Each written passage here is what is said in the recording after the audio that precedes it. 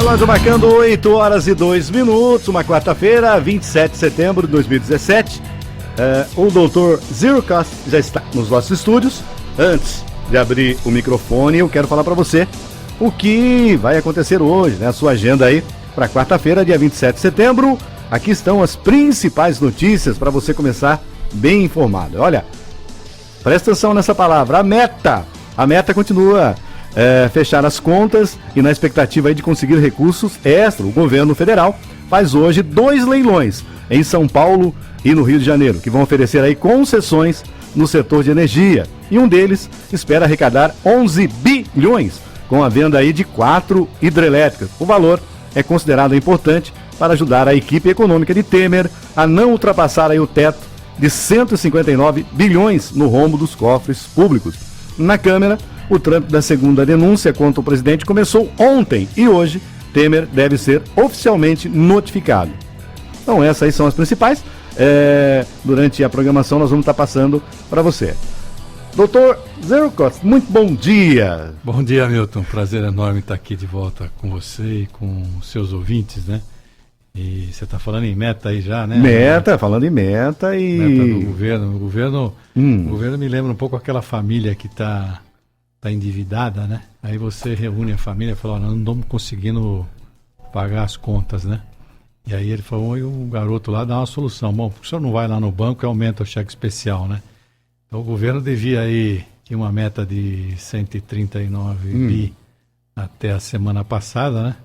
E o Congresso foi e aumentou a meta negativa, né? De 139 bi, aumentou para 159, né? Aumentou o déficit, né?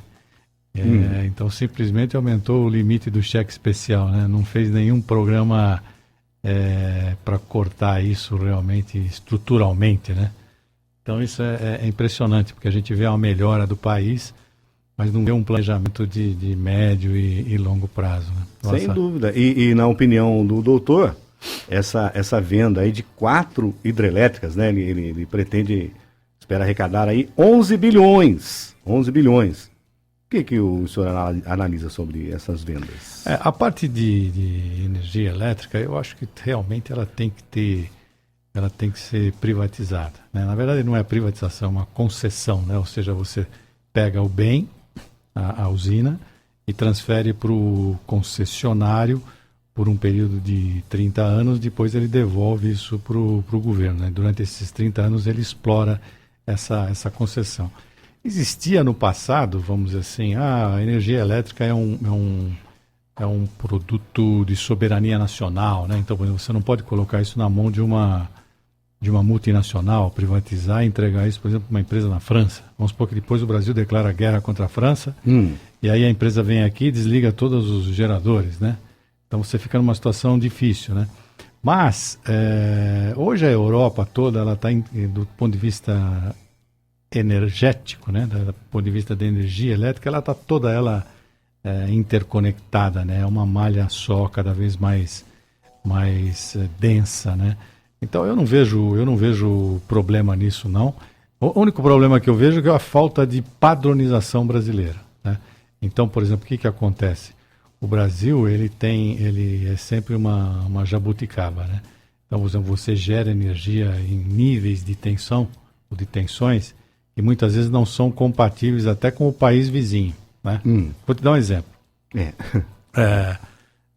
Vou pegar o Itaipu, por exemplo. Itaipu é uma usina onde você construiu a sua usina entre Brasil e Paraguai, tá certo? Eles têm 50% da usina e nós temos outros 50%. O rio é comum, tá certo? É a nossa linha divisória, né? Só que o Paraguai não tinha dinheiro para construir a usina. Então o Brasil foi e financiou os 50% do Paraguai. E o Paraguai exigiu que, vamos dizer assim, o Paraguai também, uma máquina de Itaipu alimentava o Paraguai. Então, hoje deve ter 20 máquinas lá, cada máquina é 700 megawatts, alimenta o Paraguai inteiro. Então o Paraguai não precisa da energia de Itaipu, né? Então o que o Paraguai pensou? Ele falou, não, você me financia, depois lá na frente, a hora que a usina estiver pronta, eu vendo essa energia para você, né? E com essa venda da energia eu pago o financiamento que eu fiz lá atrás. Tá certo? Só que o Paraguai é 50 Hz.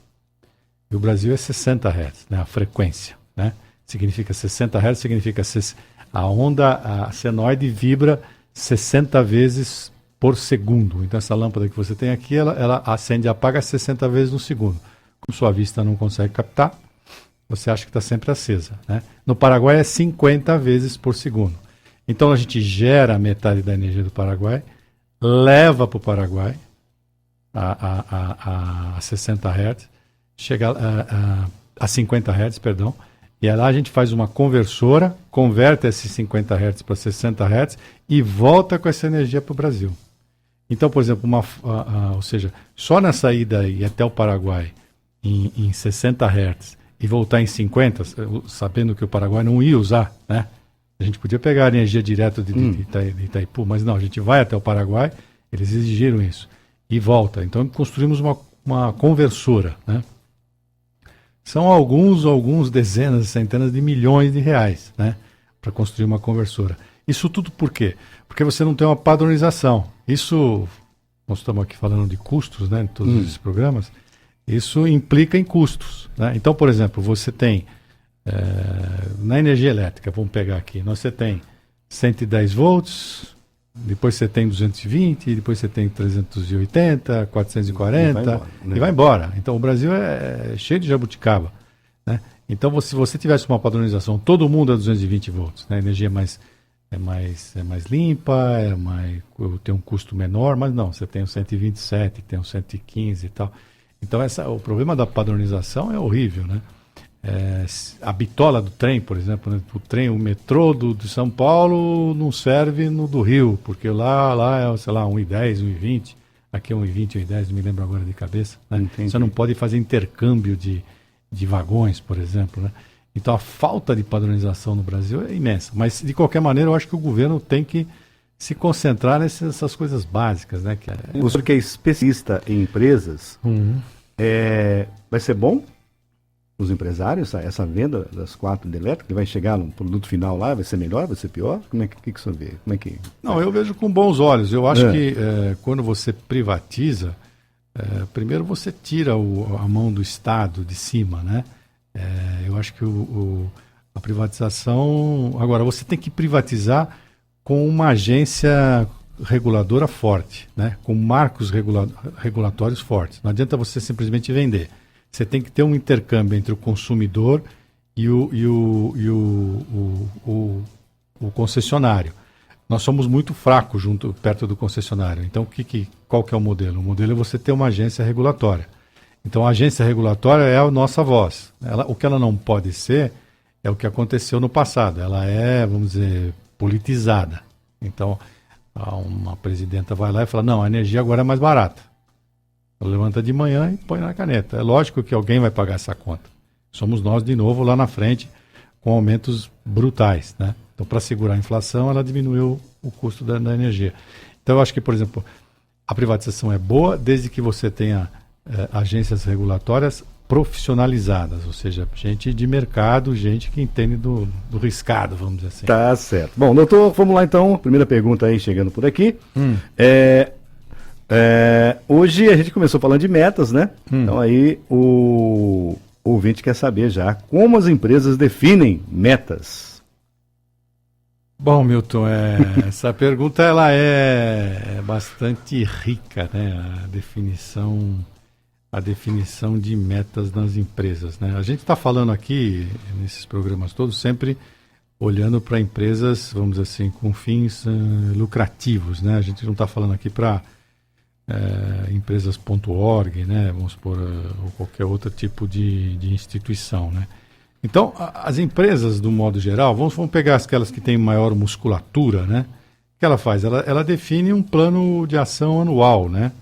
Então, o primeiro ano do ano seguinte, o ano fiscal seguinte, normalmente ele é muito bem detalhado, com riquezas de informações e tal. Depois ele define 2 outros anos seguintes com menos detalhes e tal. E as grandes empresas fazem também previsões para 5, 10, até 20 anos, né? Quando você fala... Aí eu falei em ano fiscal, e no Brasil todo mundo pensa, o ano fiscal de janeiro a dezembro, né? Quando a gente fecha os nossos números, o nosso budget, nosso orçamento, etc. Isso nem sempre é verdade, mundo afora, né? Aí você pode falar, bom, mas eu trabalho no Brasil, eu não tenho nada a ver com o mundo afora. Mas isso tem uma peculiaridade, que é o seguinte: quando você define metas, se você vai trabalhar, por exemplo, numa empresa alemã, né? Então, temos dezenas, centenas de empresas alemãs. Lá o ano fiscal fecha em outubro, né? Então, se você está trabalhando aqui, numa empresa alemã... Na Volbey, vamos supor. Por exemplo, né? Ou na Volbey, ou na Voith, ou na Siemens, você vai ter que fechar o ano lá no seu departamento fiscal em outubro, né? Por quê? Porque todas as filiais da Siemens, por exemplo, no mundo, nos 100 e tantos países que eles têm, vão fechar em outubro. Isso faz muita diferença. Você tem que saber isso como funcionário. Por quê? Porque, por exemplo, você está no limite de cruzar a linha de chegada, né? Então, vamos dizer, você dá aquele último fôlego e você sabe que no dia seguinte começa um outro ano, né? Então, você tem que fechar os números de vendas, de custos, de faturamento, etc, etc. Então, essa é uma peculiaridade de metas para empresas aqui, né? Não é fácil, vamos supor, de você definir metas para 5, 10, 20 anos, né? Vamos supor, você tem que estar sempre antenado com relação a tendências. Principalmente no nosso país, onde oscila tanta coisa. É verdade. Cada dia. Aqui né, a única coisa constante são as mudanças, né? Mas, na verdade, vamos dizer, a tecnologia e tal, as mudanças da humanidade já foram muito maiores do que é hoje, apesar da gente achar que a internet é revolucionária e tal. Quando se inventou a energia elétrica, por exemplo, e tal, a máquina a vapor, etc., a parte que a humanidade deu foi muito maior do que nós estamos dando hoje em termos tecnológicos. De qualquer maneira, é uma mudança importante. Eu me lembro, por exemplo, participar de reunião de metas, por exemplo, lá fora. Então era assim, você fazia a meta do ano, a meta de 2, 3 anos, depois tinha que fazer a meta de 5, 20 anos para frente, né?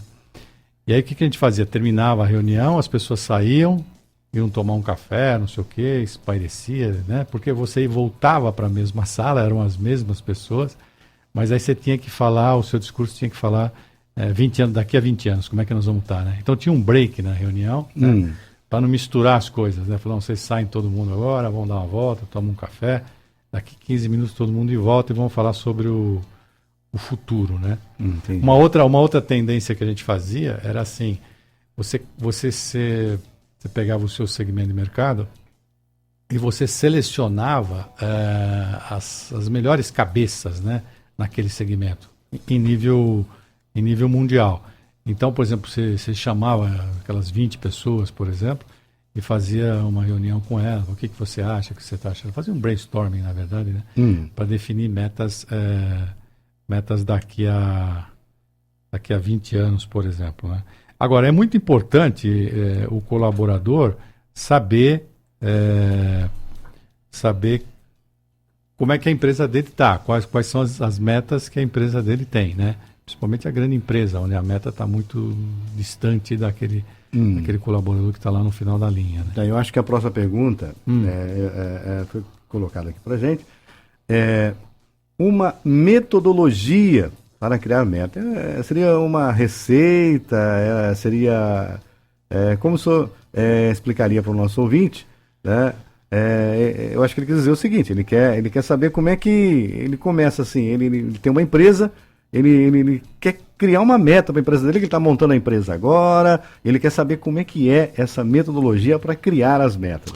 Bom, vamos lá. Então, é assim, esse assunto meta realmente ele é muito, muito extenso, né? Controla meu tempo aí. Não, tranquilo.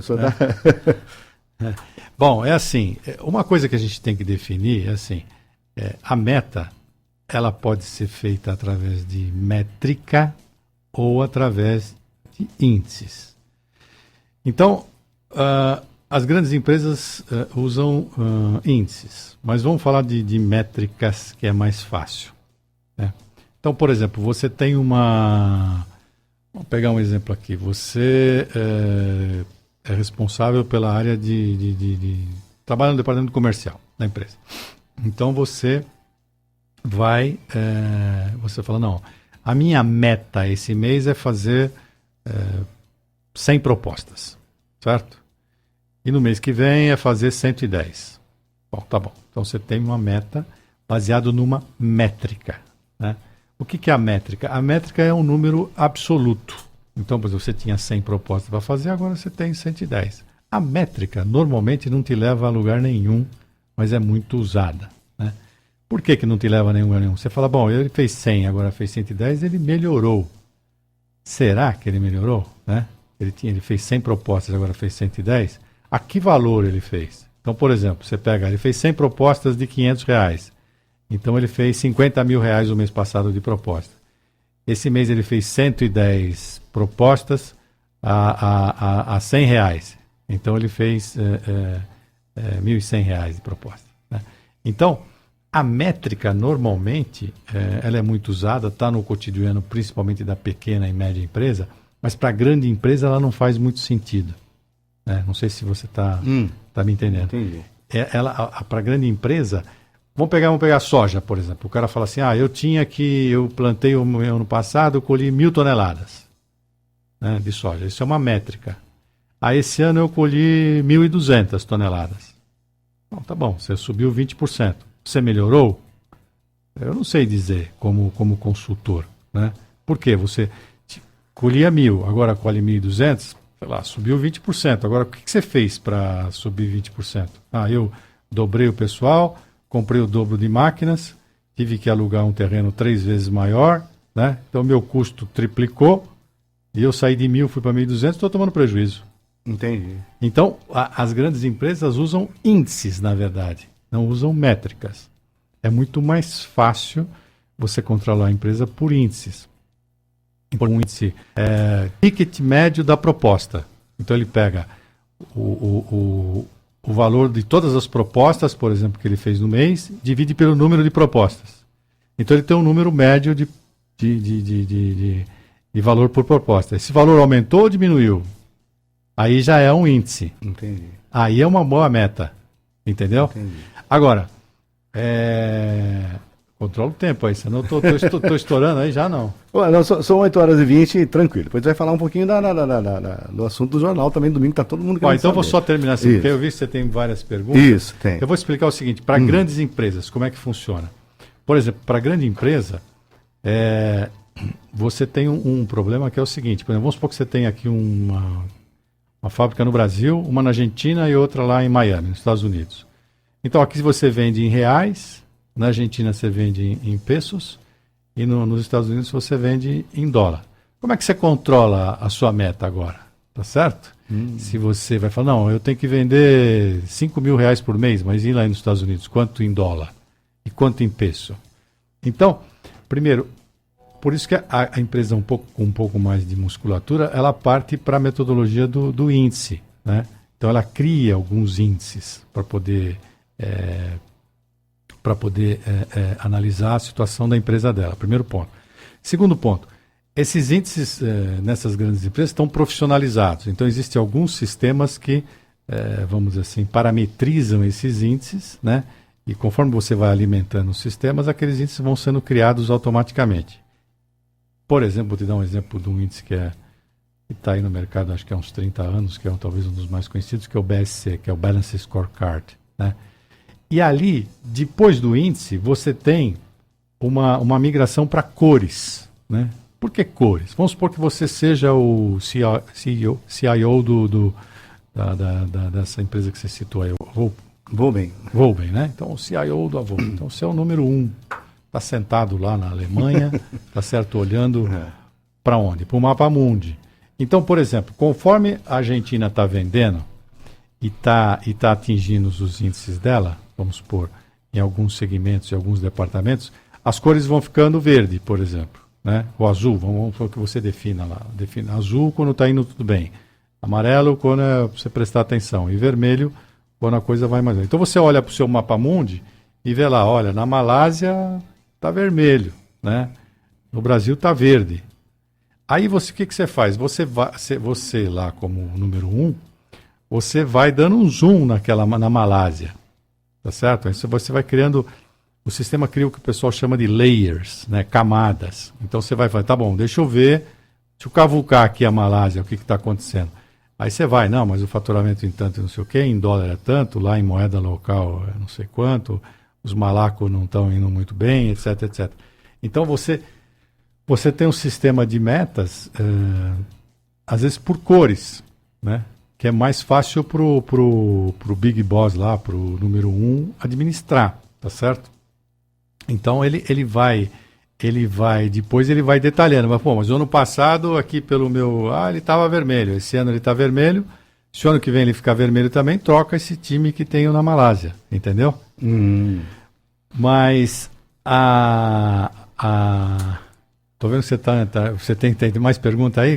Não, então, eu acho que a pessoa que é por fato mais de curiosidade mesmo, ela está dizendo aqui o seguinte, como é que eu faço aí para dar, o senhor falou em métrica, aumento de vendas com metas, como é que casa essas duas coisas? Aumento de vendas? A gente falou das metas das vendas, né? Que não basta você aumentar as vendas, você tem que aumentar, na verdade você tem que aumentar a lucratividade, né? Então, as empresas com um pouco mais de musculatura, o que ela faz? Ela divide essas metas, né? Esses índices, em 3 grandes blocos. O bloco da empresa, o que a empresa quer? Que meta que ela quer atingir? Que índice ela quer atingir? O bloco do departamento, você está lá aí você começa a enxergar um pouco melhor, se você está lá no fim da linha. Meu departamento tem que ter um índice de falha de tanto, meu departamento tem que ter um índice de inadimplência de tanto, índice de devolução de tanto. E a meta pessoal da pessoa. Hoje é muito fácil você controlar. Os softwares tem software de prateleira muito barato, com R$15 por mês por pessoa, você controla o desempenho, a performance de um funcionário. Mas falando das vendas, como é que você vai aumentar as vendas, né? Esse é um outro assunto bastante forte. Aí eu acho que a gente não acabou não estressando toda a parte de metas. Talvez a gente possa voltar na semana que vem falar sobre metas. Né? A gente deu algumas pinceladas aqui.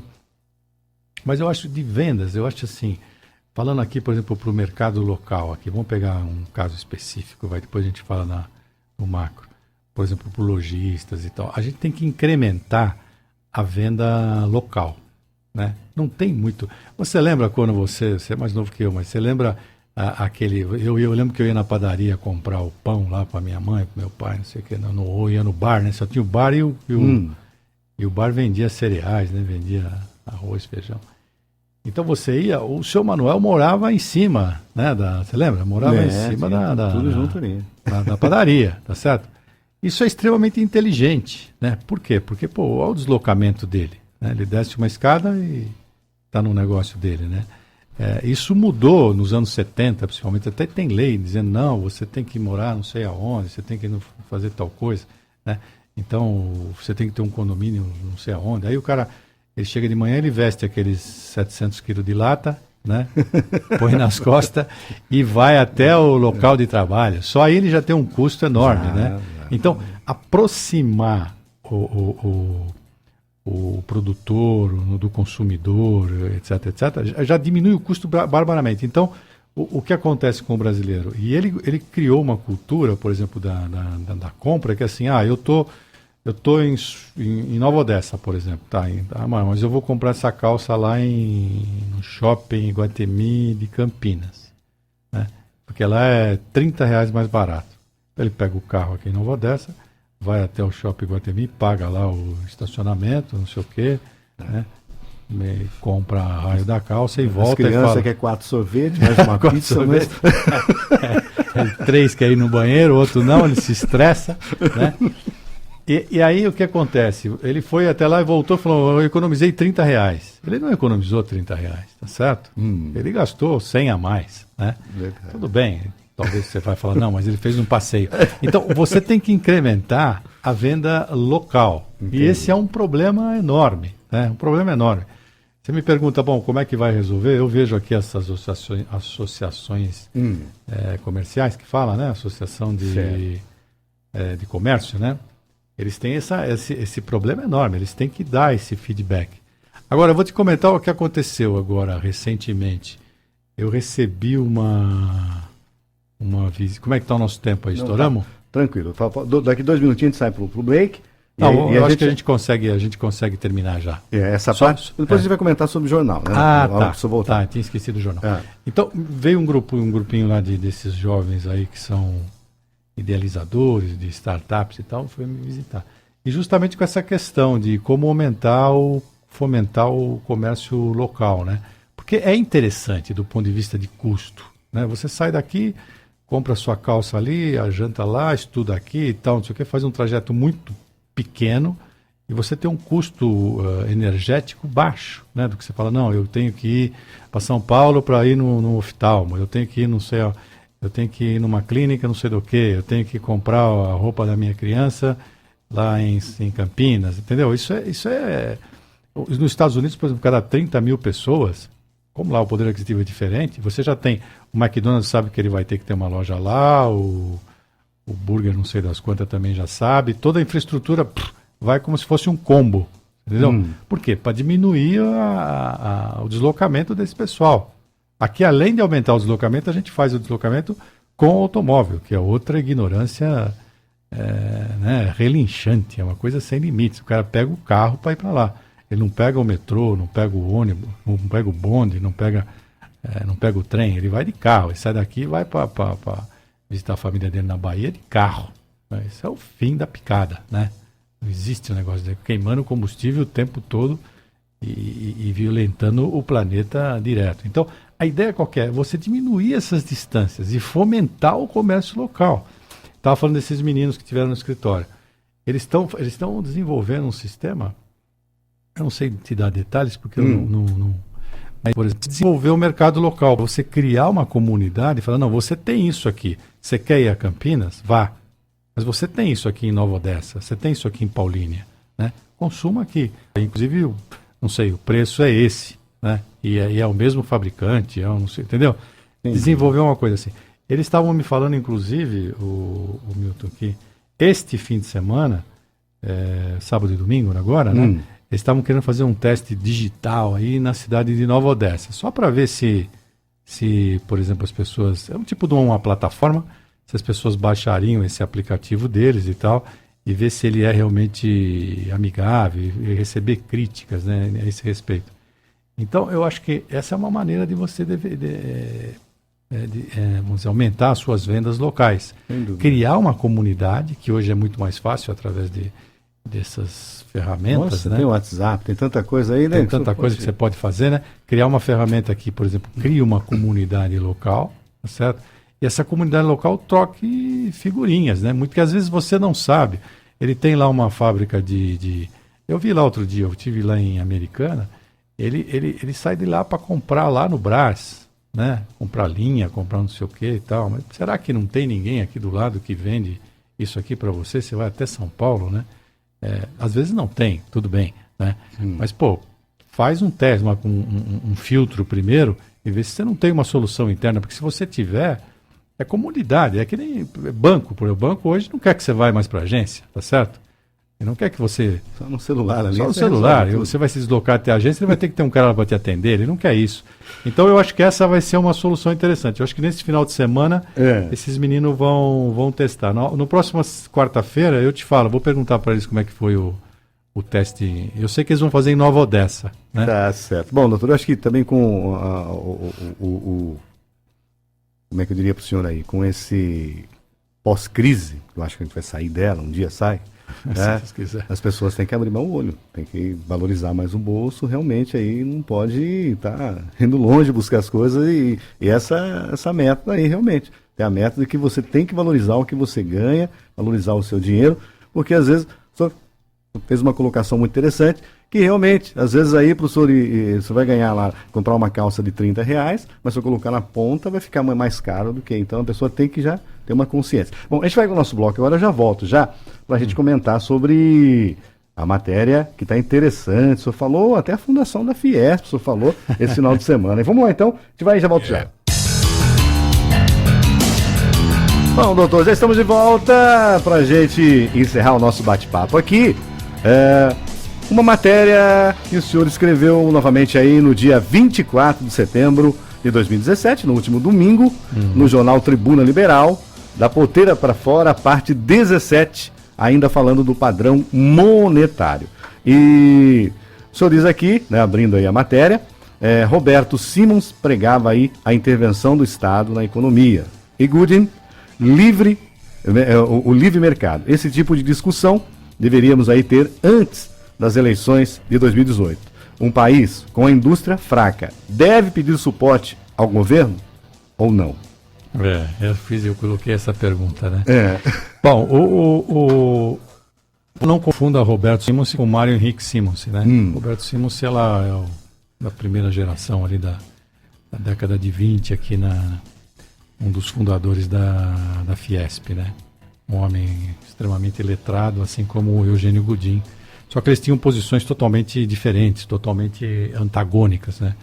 O Roberto Simons acreditava que o governo o Estado, né, tinha que auxiliar a indústria fraca, e o Eugênio Goodin não, achava que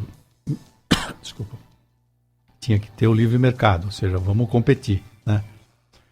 Essa é uma questão muito difícil, né? Eu me lembro, por exemplo, na época do Sarney, e coincidentemente uma viagem que ele fez para a Argentina, eu estava na Argentina no mesmo hotel que ele estava, e ele foi discutir o Mercosul lá. E aí o que aconteceu? Foi logo no começo do Mercosul e tal, e os argentinos estavam maravilhados, porque eu falei, puxa, agora, né, em vez de 30 para vender para 30 milhões de habitantes, vou vender para 200, né? O Brasil né, não vai ter impostos e tal. E eu tive como uma pessoa, ele fabricava geladeira. Ele estava animadíssimo que ia vender geladeira aqui no Brasil e tal. E aí eu fui conhecer a geladeira dele, assim, vi lá um modelo e tal. A geladeira dele era aquela que tinha aquela porta, lembra daquelas geladeiras que tinha 15 centímetros só de porta? Você tinha um pinguim em cima, né? Acho que vinha, comprava a geladeira, levava o pinguim, né? E eu olhei para ele assim, fiquei pensando nesse senhor, ele vai quebrar, né? Ele está tão entusiasmado, mas ele vai quebrar, né? Porque as geladeiras no Brasil não são assim, né? Então, 4 chopinhos na frente, né? Vamos dizer assim, a porta é fininha e tal, eu vejo essa geladeira. Mas ele estava animado, tanto é que o Mercosul não foi para frente, né? Por quê? Porque você tem uma indústria totalmente incipiente, totalmente fraca, não dá para você sair de peito aberto e falar, vamos competir, né? Então, essa discussão que teve no começo do século passado entre o Goodin e o Simons, e o Simons ganhou, né? Houve toda essa série de barreiras alfandegárias, não sei, etc. Eu me lembro até, só por uma curiosidade, eu fui dar uma palestra aí na Bolívia, lá em La Paz. E isso nos anos, sei lá, final dos anos 70, começo dos anos 80. Não, mais, acho que era 83, 84, meados dos anos 80. E aí veio um boliviano lá e tal. O local, assim, era um local horrível, assim. As paredes entravam luz solar pela parede, cheio de trincas, rachaduras e tal. E aí veio um boliviano e falou, você sabe que o Brasil é um país atrasado, né? O boliviano falou isso para mim. E eu tenho aqui, por exemplo, um produto que eu queria mostrar para o senhor, que eu trago dos Estados Unidos, que era um laptop. E eu nunca tinha visto um laptop na minha vida. Na hora que ele abriu aquilo, eu falei, nossa, mas isso aqui parecia um robô, né? Fiquei maravilhado, né? E falei, então, o Brasil não conhece, a gente pode ir para lá e vender aquilo né, para todo mundo, o pessoal ficar... Mas a gente tinha aqui a lei da informática do Figueiredo, que não deixava você importar nada por 8 anos para desenvolver a indústria local. Então, é um problema sério, né, você ir de peito aberto, e é um problema sério você fechar as fronteiras, né? O que você precisa é achar alguma coisa, something in between, né? Alguma coisa no meio, ou seja, eu vou fechar, mas eu vou abrir aos pouquinhos, né? Para poder competir com os caras. Não adianta você simplesmente fechar. Semana passada, por exemplo, o SCAF foi lá para Brasília e falou: precisamos de emprego, injeta dinheiro nas obras do governo, né? Aí foi lá, agora você acabou de ler a notícia, passou de 139 para 159. Parte disso vai para as obras do governo para poder gerar emprego. Quer dizer, o cara cria aquele, sai para a rua falando assim, menos Estado e mais mercado, né? Mas na hora do vamos ver, não dá, entendeu? Você não tem condição de competir. Então o que você precisa é realmente de um planejamento estrutural, né? Então desde aquela época, quando o Simons ganhou essa batalha com o Eugênio Budin, e ele foi ministro, inclusive, da Fazenda, e não aguentou 6 meses, porque ele foi na filosofia dele e quebrou, porque o pessoal fica sem crédito, a inflação do não sei o quê, a economia não gira e está reclamando. É mais ou menos o que está acontecendo agora. O Meirelles está segurando com mão de ferro e está todo mundo, pelo amor de Deus, né? Não tem emprego, né? Então você tem que fazer alguma coisa que seja balanceada. Você fecha as porteiras, mas também você fala, olha, eu vou fechar a porteira por 4 anos. E o ano que vem eu vou baixar essa alíquota para tanto, no outro ano para tanto. E você lá na frente vai conseguir competir de igual para igual, né? Não dá para simplesmente um país com uma indústria fraca simplesmente falar, não, eu não tenho medo de competir. Como não tem medo de competir? Certo? Tem a inteligência artificial aí do lado. Hoje aí o Watson aí, que é o da IBM, respondendo qualquer coisa, né, sobre oncologia, sobre não sei o quê. Daqui a pouco você não vai ao médico, você vai visitar o computador da IBM. E como é que você tira essa distância? E outro problema sério, o brasileiro não estuda, né? O brasileiro ele gosta de ver a mulher mexerica, não sei o quê, mas não não sei como é que chama aí, mas ele não estuda, né? Ele não se capacita. Então a diferença, hoje um brasileiro produz o que produz 25% do que produz um americano. Então como é que eu vou produzir? Eu vou competir, né? Como é que são minhas metas, né? De peito aberto. Então, eu acho que tem que ter uma mescla aí, vamos dizer, uma política de médio e longo prazo, não essa que nós temos hoje, que é o mês que vem, o que vai acontecer, ninguém sabe, né? Mas eu acho que esse foi o foco da matéria de domingo aí. Tá, então, e por que, então, o Roberto Simons foi importante para a indústria brasileira, então? Foi importante porque ele fez o seguinte, ele defendeu essas barreiras naquela época e com isso a indústria cresceu, né? A indústria interna aqui cresceu. Agora, o problema é ficar você sempre com essas barreiras ad eterno, né? E aí, de repente, você tá trocando flecha e oca e arco, quando os caras lá estão trocando bits e bytes, né? Então você tem que ter essa... Eu acho que naquela época foi muito importante, ele foi um homem importantíssimo, ele inclusive o Dia da Indústria, dia 25 de... eu ia perguntar aqui, o que aconteceu dia 25 de maio? Então, dia 25 de maio, chegou um tipo de um cônsul belga. Senador? Um senador belga, como o Roberto ele fazia parte da Academia Brasileira de Letras lá no Rio de Janeiro, então eles foram receber esse senhor na Academia Brasileira de Letras, e ele era o anfitrião, né? E ele fez o discurso de recepção, né? Ciceronou lá o senador, né? E ele ia fazendo um discurso justamente nessa linha. Esse discurso está documentado aí em vários livros e tal. E no meio do discurso ele teve um infarto e faleceu. Então, como ele era um cara que defendia muito a indústria, hoje a indústria, desde aquela data, comemora o Dia da Indústria no dia 25 de maio, né? Em homenagem ao Roberto Simons, que faleceu, por exemplo, defendendo a sua tese, né, de proteger a indústria nacional, de desenvolver a indústria nacional, né? Esse foi o nascedouro, vamos dizer assim, dessa data marcante. Então, o Dia da Indústria é comemorado no dia 25 de maio. Por causa do assunto do discurso que ele faleceu justamente fazendo esse discurso, defendendo. E ele fala no discurso, isso que nós estamos falando agora, ele fala lá em 1948. 48. Logo ali finalzinho da guerra, né? Ele inclusive acreditava que porque quando os Estados Unidos ganhou a guerra, né, contra o eixo lá, os aliados ganharam a guerra contra o eixo, teve o plano Marshall. E o plano Marshall é o seguinte: bom, vamos reconstruir todo mundo aqui, porque se esses caras ficarem ricos, nós vamos ficar mais ricos ainda. Que foi a teoria do Roosevelt lá, dos americanos. E o Roberto Simons se acreditava o seguinte, que, a gente participou da guerra aqui do lado dos aliados. Poxa, coloca a gente no plano Marshall, né? Não teve sucesso. Quem levou o dinheiro americano foi basicamente os ingleses, os franceses, principalmente, né? Que se desenvolveram, né? Bastante. O americano tinha essa teoria, que ele achava que, em vez de você dominar pela força, você poderia dominar pela parte financeira, pela tecnologia. Eu te ajudo a crescer e você fica me devendo essa, entendeu? Então o plano Marshall basicamente é isso. Tem lá 300 páginas, mas basicamente é isso. Doutor, tá bom? 8 horas e 45 minutos, falamos em metodologia, falamos queria voltar, vou te interromper um pouco. Eu vou voltar nesse assunto das metas. Eu acho que você tem mais pergunta aí, né? Tem mais pergunta para metas. Vamos falar semana que vem, ver se a gente continua. Vai ter uma aqui que fala o seguinte, olha, voltar nas metas pessoais. Porque eu acho que essa das metas pessoais é fundamental para aquele que é funcionário, né? Para poder progredir, né? Ele tem que ter saber essa. Eu acho que esse é um tema que dá para falar aí bastante. Não pode desanimar, doutor.